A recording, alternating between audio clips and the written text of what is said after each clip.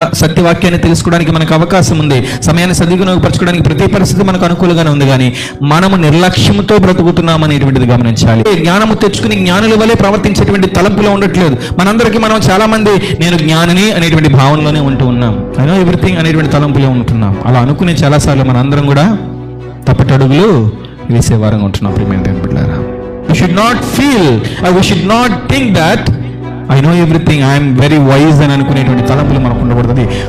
మన మీద మనకు నమ్మకం ఉండదు, తప్పు కాదు. కానీ మనము ఫాల్స్ బిలీఫ్లో బ్రతుకుతున్నాం చాలాసార్లు.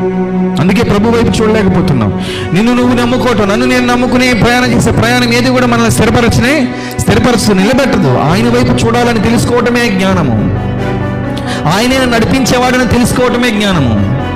కాబట్టి ఇది నా ప్రియమైన బిడ్డలారా, ఎంతమంది జ్ఞానము కోసము ఆశపడేవారు ఎంతమంది ఉన్నారు. అసత్యంలో జీవిస్తున్నామని ఎరిగి సత్యములో నేను నిలబడాలి అనేటువంటి ఆశ ఎంతమందిలో ఉంది.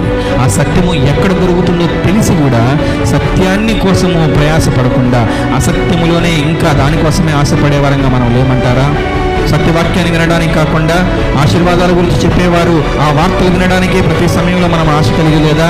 ఎక్కడైతే ఆశీర్వాద వచనాలు చెప్తున్నారో, నీ కష్టాలు పోతాయి, నీ కన్నీరు పోతాయని చెప్తున్నారు, అక్కడికి మాత్రమే వెళ్ళడానికి ఎక్కువ ఆసక్తి చూపట్లేదా? మొబైల్ తీసి కూడా వినేటువంటి వాక్యాల్లో కూడా నిన్ను ఎప్పుడు దీవించబడుతుంది అని వాక్యం చెప్పబడుతుందో అలాంటి స్టేటస్లు, అలాంటి మాటలు, అలాంటి వాక్యాలు కదా నేను యూట్యూబ్లోనో టీవీలోనో పెట్టుకుని చూస్తుంది. ప్రియమైన దేవుని బిడ్డలారా, ఎలాంటివి కావాలి మనకి? బుర్ర చెవులు కలిగి మనకి ఎలాంటి మంచి మాటలు అనిపిస్తాయో అవి కావాలనుకుంటున్నామే కానీ సత్యాన్ని అన్వేషించేటువంటి జ్ఞానవంతుల్లోనికి ఇంకా మనం అడుగును పెట్టట్లేదు.